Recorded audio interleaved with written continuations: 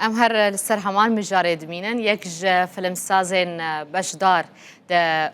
فیلم فستیوالا کان ده لواند عمرك و فیلم سازکی جو قامش لو یا روشاوای کردستانه ده نوا وی فستیواله ده بشدارن هاجی میوانه منه برز لواند تو بخیر هاتی زۆر سپاس. تو بکردی قط نزانی بو آخوی بری کو ام بحثا بشداریاتت کان ده بکن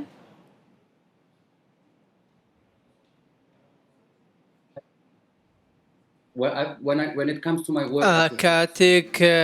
باسی کارەکەم دەکەم پێم باشترە بە زمانی ئینگلیزی قسە بکەم و ئاسانترە بۆی بتوانم بۆ چوونەکەم دەبڕم. اها يعني وكيدن دجيانا روجانه ده تو تزاني بكردي بآخوي ببيفي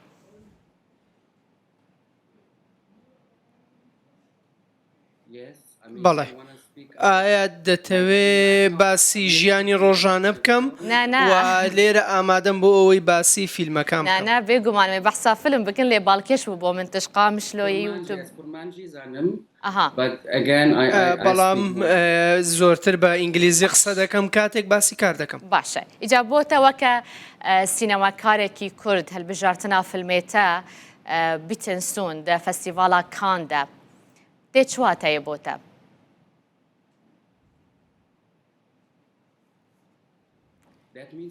ئەمە مانایەکی زۆر زۆری بۆ من و بۆ هەر هونەرمەندێکی دیکە یاخود بەشدارێکی دیکە هەیە. ئەم فیستیڤاڵی فیلمە لە کان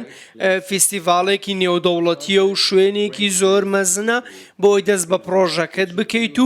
و بتوانیت پرۆژەکەت بە هەموو جیهان بناسێنیت. ئەمە مانایەکی زۆری هەیە و زۆر خۆشحاڵم کە لەوێ ئامادە بووم لە فیستیڤاڵی کان. باشە هون بە شاندەکە مەزن یا فیلم سازên Kurd vê carê digera vê carê de beşdarin. Gelo di nava vê qerebalexiya sînemaya cîhanê de we çawakarî bala berhemhîner û herwiha belavkerên mezin bikişînin ser projeyên sînemayî yên Kurdistanê.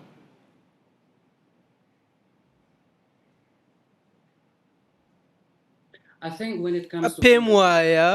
کاتێک باسی دروستکردنی فیلم دەکەی و دەچیە فستیڤاڵەکان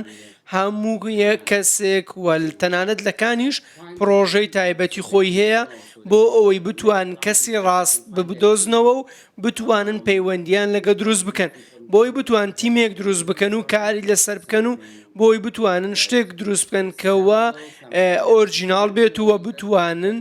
پلانێک دابنێن بۆ ئەوەی کارکردن لەسەری ئاسان بێت و دخاڵی دەستپێکیش لێرەدا ئەوەیە کە چیرۆکێک هەبێت و پاشان بتانی تیمێک دروست بکەیت و کەسانی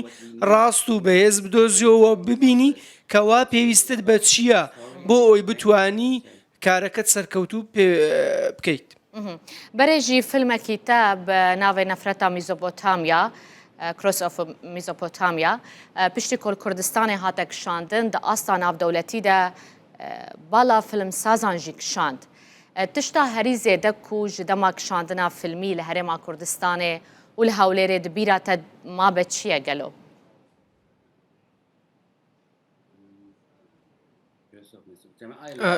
زۆرە و من زۆر خۆشحاڵم بەو کارەی کەوا کردم لەسەر میسۆپۆتامیە و دڵخۆش بم کەوا تەنیا دوای 2 هەفتە لە دەرکردنی فیلمەکە و کاتێکەوە داعش زۆر نزیک بوو لە هەولێر بیرۆکەی زۆرم هەیە و شتی زۆرم بەبیردێتەوە و چەندین شتی ناوازم بەبیردێنەوە و وان لێکردم کەوە بیرکردنەوەم بگۆڕێت و لە بیرمە ئەو کاتەی سەردانی قەڵای هەولێرم کردووە چەندین ناوچەی دیکەی جوان و باشم بینی هەرچەندە ئەم کارەمان لە هەولێر کۆتایی پێنێنە ناچار بووین بچینە ئوردن بەڵام ئەو دیمەنانێکەوە لە هەولێر تۆمارمان کردن دیمەنی زۆر باش و جوان بوون وە ویستمان کەوا بەردەوام بین بەڵام تەنیا دەمەوێت ئەوە بڵم کەوا زۆر دڵخۆشم و کاتێک لێ بووم. Te pêşbînî dikir ku ew qasî karvedan li ser vî filmê te zêde be?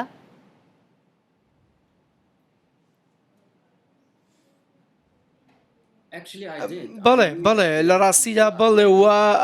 بیرم لەوە دەکردەوەکەوە گەنجان ئامادە بوون بۆی شتێکی نوێ بینن نەک تەنیا گەنجان بەڵکو هەموو ئەو کەسانی دیکەتەوە ئەوانەی کە لە سینەماشدان ئامادە بن بۆی شتێکی نوێ بینن وە کاتێک هاتمە کوردستان گوتم کەوا بەنیازم شتێکی لەو جۆرە تۆمار بکەم و بەتەمام سەردانی ئەو شوێنانە بکەم و چەندین شوێنی جیاواز ئەوان پێیان وتم ئایا تۆ چیەکەی و چی ناکەی و ئەمە پێ شتێکی مەزم بێ ئەوەی کە بیستم سەرەتا و چوینە بۆکس ئۆفیس و چوینە فستیڤالەکانی تریش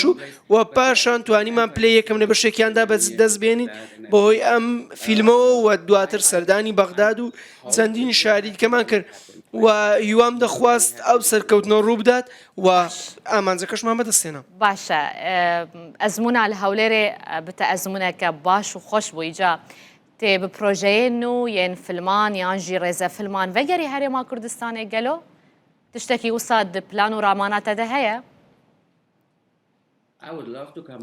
حەز دەکەم بگەڕێمەوە